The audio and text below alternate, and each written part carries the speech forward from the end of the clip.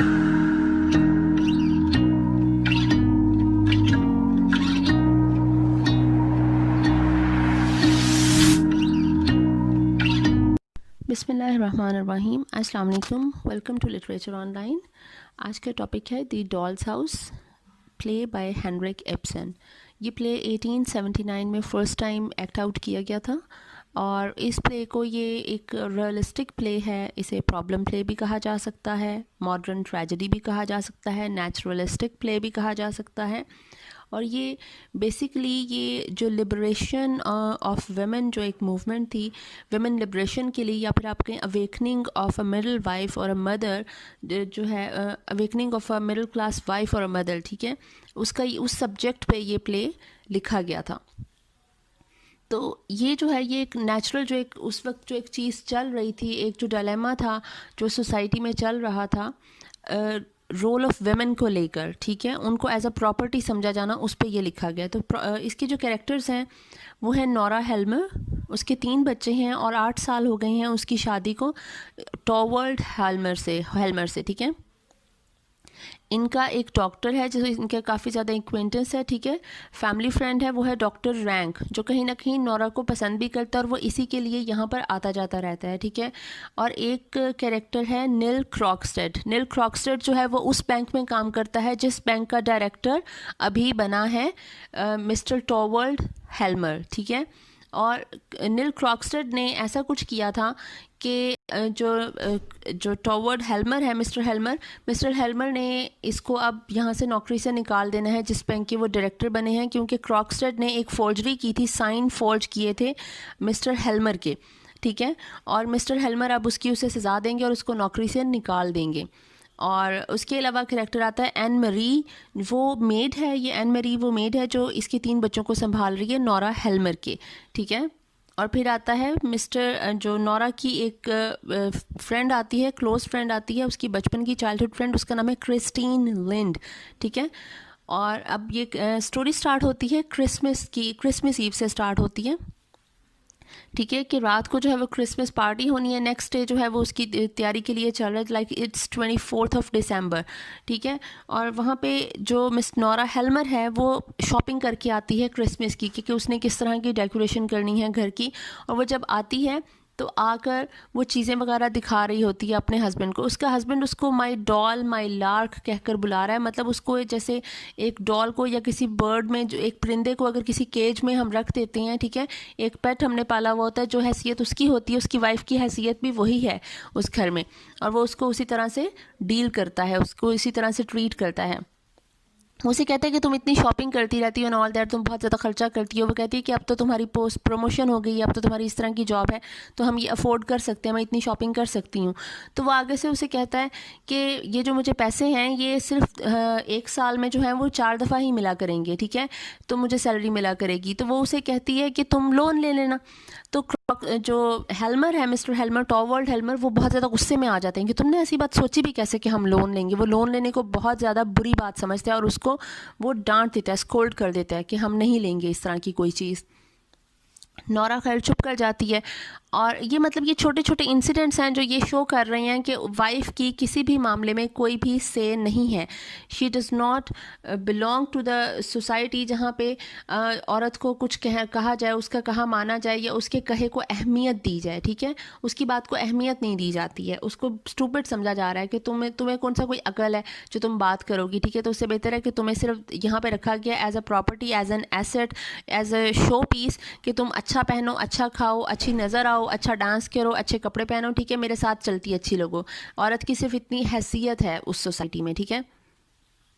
तो इसीलिए ये प्रॉब्लम प्ले भी है और रियलिस्टिक भी है, क्योंकि ये बहुत बड़ी प्रॉब्लम को इसने रिप्रेजेंट किया हेनरिक इब्सन ने थ्रू दिस प्ले, ठीक है। और वहीं पे फिर डॉक्टर रैंक आ जाता है। डॉक्टर रैंक जो है वो जो इसके पास बैठता है, टॉवर्ल्ड हेल्मर के पास बैठता है, और आगे क्रिसमस की बातें वगैरह होनी शुरू हो जाती हैं।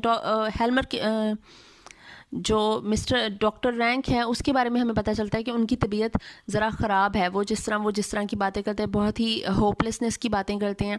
और थोड़ी देर में क्रिस्टीन लिंड आ जाती है, नॉक होती है और क्रिस्टीन लिंड आती है। जो कि इसकी फ्रेंड है, वो एक विडोअर है, ठीक है, और उसने उनकी बातों से पता चलता है कि क्रिस्टिन लिंट ने शादी कर ली थी अपनी मदर और अपने 2 भाइयों के लिए एक अच्छे वेल ऑफ इंसान से, जिसकी अब डेथ हो चुकी है और अब ये अपनी ज़िम्मेदारियों से आज़ाद हो चुकी है क्योंकि इसकी मदर की डेथ हो गई है और इसके दोनों भाई भी अब बड़े होकर बिज़नेस ज्वाइन कर चुके हैं। तो अब ये इंडिपेंडेंट है और अब इसको जॉब चाहिए, ये सब छोड़ के आ गई है। जो नोरा हेल्मर है वो उसे कहती है कि तुम बड़े अच्छे टाइम पे आई हो, तो ऐसा करते हैं कि मैं अपने हस्बैंड से बात करती हूँ और तुम्हें बैंक में जॉब मिल जाएगी। और ऐसा ही होता है कि इसकी बैंक में जॉब कंफर्म हो जाती है। Obviously she is going to replace someone, और वो समवन कौन होगा? वो नील क्रॉक्सटेड होगा। वो नील क्रॉक्सटेड यही बात करने आता है, तो नोरा हेल्मर के चेहरे पे परेशानी आ जाती है कि क्रॉक्सटेड यहाँ क्या करने आया। तो क्रॉक्सटेड कहता है कि मैं बैंक का एम्प्लॉई हूँ और मैं उससे इसी सिलसिले में टॉवर्ल्ड से बात करने आया हूँ। वो टॉवर्ल्ड से बात करके चला जाता है, लेकिन हमें इतना सा पता चलता है कि टॉवर्ल्ड जो है क्रॉक्सटेड है और मिस लिंड है, इनके दरमियान कुछ है, कोई सीन है इनका, ठीक है। ये खैर बाद में पता चलेगा कि मिस लिंड जो है और क्रॉक्सटेड ये आपस में एक दूसरे को पसंद करते थे, शादी करना चाहते थे, लेकिन क्योंकि क्रिस्टीन लिंड पे काफ़ी ज़्यादा रिस्पॉन्सिबिलिटीज़ थी उसकी मदर और उसके भाइयों की, इसलिए उसको इसको छोड़ना पड़ा। उसने इसको डिच किया और एक अच्छे खाते पीते आदमी से शादी कर ली, because she had responsibilities at that time, और अभी वो फ्री है तो वो अब आ चुकी है, ठीक है। लेकिन क्रॉक्सटेड काफ़ी बिटर है मिस लिंड के लिए। और इसमें अब ये चीज़ पता चलती है, वो लिंड से जब बातें कर रही होती नोरा हेल्मर, तो ये बात सामने आती है, एक सीक्रेट रिवील होता है जो कि बेसिकली वजह बनता है सारी प्रॉब्लम की और सारे जो क्लाइमैक्स है उसकी। वो ये है कि जो टॉवर्ल्ड हेल्मर है उसकी तबीयत ख़राब हो गई थी, ही वॉज डेथली इल, ठीक है। उसकी तबीयत ख़राब हुई और डॉक्टर ने प्रेस्क्राइब किया कि आप इसको कहीं पे साउदर्न एरियाज़ में, साउदर्न यूरोप में ले जाओ और इसको थोड़ी सी, जिस तरह सनलाइट होती है, थोड़ी गर्मियों का मौसम होता है, अच्छी क्लाइमेट में ले जाओ, वहाँ पे जाके इसकी तबीयत ख़राब हो जाएगी, इसे एक लंबी वेकेशन की ज़रूरत है। Nora did not have money at that time, and उसके पास कोई इस तरह का भी नहीं था बंदा जिससे वो बोरो कर सकती है, उसके फादर से वो बोरो नहीं कर सकती थी। उसने एक मनी लेंडर से पैसे बोरो किए, and who was that money lender? Mister Neil Croxted, जिससे उसने पैसे बोरो किए $1200, या फिर आप उसे कहेंगे 250 पाउंड्स उसने बोरो किए, ठीक है। अब उसने बोरो कर ली कि वो इंस्टॉलमेंट्स पे कर देगी उसको, ठीक है। और उसको क्योंकि किसी गारंटर की ज़रूरत होती है, जब हम किसी बैंक से या मनी लेंडर से हम पैसे बोरो करते हैं तो obviously we need a guarantor, ठीक है, कि जिसको वो पकड़ सकें अगर हम उसको पे नहीं कर रही हैं पैसे। नोरा हेल्मर ने क्या किया कि उसने अपने फादर के साइन को फोर्ज किया, और उसे ये नहीं पता था कि वो ये क्राइम कर रही है, फोर्जरी एक क्राइम है, ठीक है, उसे पता ही नहीं था। उसके फादर की डेथ हुई, अपने फादर की डेथ के 2 दिन बाद उसने ये पैसे जो हैं अपने इस पे जो बॉन्ड था उस पर साइन किए अपने फादर के, और उस पर डेट वगैरह मेंशन कर दी और उससे पैसे ले लिए अपने फादर को गारंटर शो करके। नील क्रॉक्सटेड को सब पता था, लेकिन वो उस वक्त उसको शो नहीं करता कि उसको पता है कि इसने ये फोर्जरी की है, वो चुप रहता है किसी अच्छे वक्त के लिए जब वो इस चीज़ को यूज़ करेगा। अब जबकि उसकी जॉब जा रही है और उसको रिप्लेस कर रही है मिस क्रिस्टीन लिंड, तो वो अब नोरा हेल्मर को ब्लैकमेल करना शुरू करता है कि अगर अब तुमने मुझे जॉब मेरी वापस ना दिलवाई, इनफैक्ट तुम्हें मुझे प्रमोट करवाना पड़ेगा, ठीक है, अगर तुमने मुझे प्रमोशन ना दिलवाई अपने हस्बैंड के थ्रू, तो फिर मैं तुम्हें तुम्हारे हस्बैंड को तुम्हारा सब सच बता दूंगा कि तुमने इस तरह मुझसे इतने ज़्यादा पैसे लिए हुए हैं, ठीक है, और फिर तुम्हारे हस्बैंड की और तुम्हारी रेपुटेशन जो है वो सोसाइटी में ख़राब हो जाएगी और तुम लोगों को खुद ही भुगतना पड़ेगा कि तुम लोगों के साथ क्या होता है। नोरा बहुत ज़्यादा परेशान हो जाती है। वो जो क्रिसमस ईव पे जो डांस होता है और जो पार्टी होती है उसमें दिखाते हैं कि ये सही तरह से डांस नहीं कर पा रही है, और ये अपने आप को, ये उसको क्रॉक्सटेड को बहुत ज़्यादा समझाने की कोशिश करती है कि तुम मेरे साथ इस तरह का मत करना, मैं कहाँ जाऊँगी, क्या करूँगी। वो कहता है मुझे पता है तुम क्या क्या सोच रही होगी, कि या तो तुम सुसाइड अटेम्प्ट करने का सोच रही होगी अब इस सब से बचने के लिए, या फिर यहाँ से भाग जाने का सोच रही होगी, लेकिन कुछ भी तुम्हारे काम नहीं आएगा, मैं ये सबको बता के रहूँगा। वो घर आ जाती है। क्रॉक्सटेड जो है वो एक लेटर पोस्ट कर देता है इसको मिस्टर टॉवर्ल्ड हेल्मर को, सारा सच्चाई बताने के लिए उसकी बीवी की, ठीक है। और बीवी अब डर रही है, वो उसे लेटर पढ़ने नहीं दे रही है, वो उसे सारी रात जो है वो बिज़ी रखती है कि वो डांस करें, पार्टी में इन्वॉल्व रखती है, इंडल्ज रखती है उसे अपने आप में, और इवेंचुअली वो लेटर पढ़ लेता है।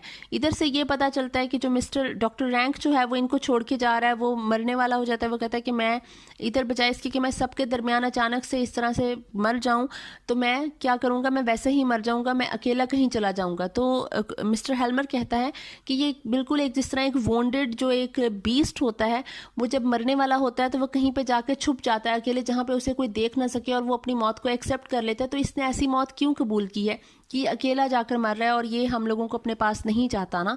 तो खैर ये इस तरह के कुछ डायलॉग्स इसके दरमियान आते हैं कि पता चलता है कि डॉक्टर रैंक जा चुका है, उसने अपनी मौत को एक्सेप्ट कर लिया कि मैं वहाँ पे अकेला मर जाऊँगा, और अपनी डेथ को एक्सेप्ट करता है। ठीक है, इधर से इसको लेटर मिलता है। ये लेटर पढ़ के अपनी बेगम को बहुत ज़्यादा, नोरा हेल्मर को बोलता है, बहुत ज़्यादा डांटता है कि तुमने ये क्या किया। वो ये नहीं सोचता कि उसने ये सब पैसे इसकी सेहत के लिए ही लिए थे, इसके लिए ही ये सब कुछ किया था।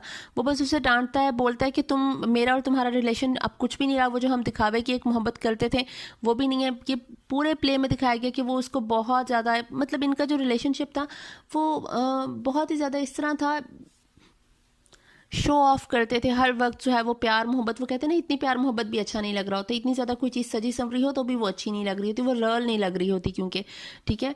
तो वो कुछ इनका भी कुछ इस तरह से आर्टिफिशियल सा, बहुत ही ज़्यादा ओवर रोमांटिक एंड बहुत ही ज़्यादा था, हेड ओवर हील्स जो है वो in love with each other, वो वाला रिलेशनशिप इनका दिखाया 8 साल बाद शादी के। तो वो उसको कहता है कि अब हमें ये भी नहीं करना पड़ेगा, और अब तुम बस इस घर में, मैं तुम्हें कहीं जाने नहीं दूंगा, तुम रहोगी इसी घर में, लेकिन तुम सिर्फ मेरे बच्चों को लुक आफ्टर करोगी, और हम सिर्फ जो है ये एक अपीयरेंस जो है ना उसको बनाने के लिए हम ये शादी रखेंगे, अदरवाइज हमारे दरमियान कोई रिलेशनशिप अब नहीं रहेगा। क्योंकि वो पहले वो उसे लोन लेने का कहती है, तो वो बंदा लोन के इतना खिलाफ होता है कि लोन भी नहीं ले सकते। फिर वो फोर्जरी वाला साइन, वो फोर्जरी की वजह से एक चीज़ अपने दिल में रखता है, और वो क्रॉकस्टेड को नौकरी से निकाल देता है। और उसकी बीवी ने भी वही क्राइम किया, उसने लोन भी लिया और उसने फोर्जरी भी की, साइन की, ठीक है। तो इसलिए उसे बहुत ज़्यादा गुस्सा आ जाता है। वो कहता है कि अब ये नहीं रहेगा। उतनी देर में जो मिस लैंड है वो मना लेती है, वो मनाने चाहती है क्रिस्टीन लेंड क्रॉकस्टेड को कि वो मान जाएगा, अपनी पुरानी मोहब्बत की याद दिलाती है कि तुम भी अकेले हो, मैं भी अकेली हूँ। तो अब तुम्हारे बच्चों को माँ की भी ज़रूरत है, तो हम दोनों अब अपना एक फ्यूचर देख लेते हैं, तो तुम ये सब कुछ छोड़ दो, तुम इनके साथ इस तरह से नहीं करो, तुम अपना लेटर वापस ले लो, और तुम इस सारी जो दुश्मनी है इसको भूल जाओ। तो क्रॉकस्टेड उसकी बात मान जाता है, और वो एक और लेटर भेजता है जिसमें वो जो बॉन्ड होता है, जो ओरिजिनल कॉपी होती है, वो भेज देता है कि मेरे पास अब कोई सबूत नहीं है, मैं ये सब कुछ जो है वो फॉरगिव करता हूँ तुम लोगों को, मैं अब, मेरा तुम लोगों के साथ कोई इस तरह का लिंक नहीं है, ठीक है, पैसों वैसों वाला। जब वो लेटर पहुँचता है तो अचानक से जो मिस्टर जो टॉवर्ल्ड हेल्मर हैं, वो उनका रवैया ही बदल जाता है। वो कहते हैं, वो अपनी बेगम को साथ ही कहते हैं, लो जी मसला सॉल्व हो गया, अब तो कुछ भी नहीं है, कोई मसला ही नहीं है, अब हमारे दरमियान सब कुछ ठीक है, मैं समझता हूँ कि तुमने ये मेरे लिए किया एंड ऑल दैट। लेकिन यहाँ पे जो नोरा हेल्मर है उसकी आंखें खुल जाती हैं। वो कहती है, ये क्या लाइफ है कि मैं अपनी सारी लाइफ इस बंदे को दे दी है। पहले मैं अपने बाप के लिए एक डॉल, एक पपेट थी, एक डॉल चाइल्ड थी। वो कहती है कि I was a doll child for my father and I am a doll wife for you, ठीक है, कि मेरी अपनी कोई हैसियत नहीं है, I am a human being, I am living, ठीक है, एक लिविंग थिंग हूँ, मेरी अपनी फीलिंग्स हैं, इमोशंस हैं, तुम लोग सोचते नहीं, तुम लोग मुझे एज अ पपेट ट्रीट करते हो, जहाँ पे जो चीज़ चाहा, तुम लोगों की अपनी जो राय है, तुम लोग मुझे कन्विंस करते हो कि मैं तुम लोगों की राय को एक्सेप्ट कर लूँ और उसी पे चलूँ। वो एक छोटा सा एक सीन बार बार आता है कि वो उसको कहता है कि तुम जो इतना खर्चा करती हो तो तुम्हारा स्वीट टूथ है, और तुम जो है वो मीठा, वो उसको मैक्रून्स नहीं खाने थे, macaroons it's a kind of cookies in Italy, क्योंकि ये लोग, ये जो इसे बीमार होता है तो लेकर जाती है, इटली लेकर जाती है इसको, टॉवर्ल्ड हेल्मर को, ठीक है, 1 साल के लिए ये वहाँ पे रहते हैं। तो अब वहाँ पे ये इटली से ही ओरिजिनेट हुआ है, ये मैक्रून्स जो कुकीज़ हैं, ठीक है, ये बड़े मीठे से आलमंड पाउडर के बने हुए होते हैं या कोकोनट पाउडर के बने हुए होते हैं। तो वो उसको वो खाने से भी मना कर रहा होता है कि तुम ये ना खाया करो, और वो उससे चोरी छुप के जो उसको वो पैसे देता है अपने हाउस होल्ड के एक्सपेंडिचर्स के लिए देता है, वो उसमें से बचाकर वो लेती होती है। एक वो सेविंग करती है जो वो इंस्टॉलमेंट पे कर रही होती है लोन की, जो क्रॉकस्टेड को पे करती है, हर वक्त मनी मनी मनी करती रहती है ना कि मुझे पैसे वगैरह कुछ मिल जाए, क्योंकि वो बचा बचा कर पे कर रही होती है इंस्टॉलमेंट से, वो लोन पे कर रही होती है। दूसरा, ये मैक्रून्स तक खाने से उसे मना करता है कि एक बंदी अपनी मर्जी के मुताबिक एक डेजर्ट नहीं खा सकती है, राइट। तो ये कितनी मतलब एक अजीब सी बात है। और लेकिन वो बेचारी छुप छुप के खा रही होती है, और उसका हस्बैंड उसे चेक करता है कि तुम लेकर आई होगी, तुमने खाया होगा, तुम खा तो नहीं रही, तुम जो है वो घर के रूल्स तो नहीं ब्रेक कर रही हो, इस तरह से करके, इस तरह के इनमें डायलॉग जो हैं वो होते हैं, एक्सचेंज होते हैं। तो एंड पे वो यही बात इसको कहती है कि मैं अब मज़ीद ये रिश्ता नहीं रख सकती, मैं यहाँ नहीं रहूँगी, क्योंकि मैंने ये जो सारी लाइफ है, तुम मेरे प्यार के जो मैंने अभी तक लाइफ तुम्हें दे दी है, तुम वो भी डिज़र्व नहीं करते थे। कि तुमने ये नहीं सोचा कि ये सब कुछ मैंने तुम्हारे लिए ही किया, तुम्हारे लिए सिर्फ तुम्हारी रेपुटेशन, तुम्हारे रूल्स, तुम्हारा सब कुछ जो तुम चाहते थे मैं वो लाइफ जी हूँ। मेरी लाइफ कहाँ पे है, मेरी मर्जी कहाँ पे थी ना। मैंने मेरे फादर के घर पे मेरी मर्जी थी, and when my father handed over you, ठीक है, तो मैं अब मेरी कोई मर्जी तब भी नहीं रही, ठीक है, एक प्रॉपर्टी की तरह मुझे हैंड ओवर कर दिया गया तुम्हें, ठीक है।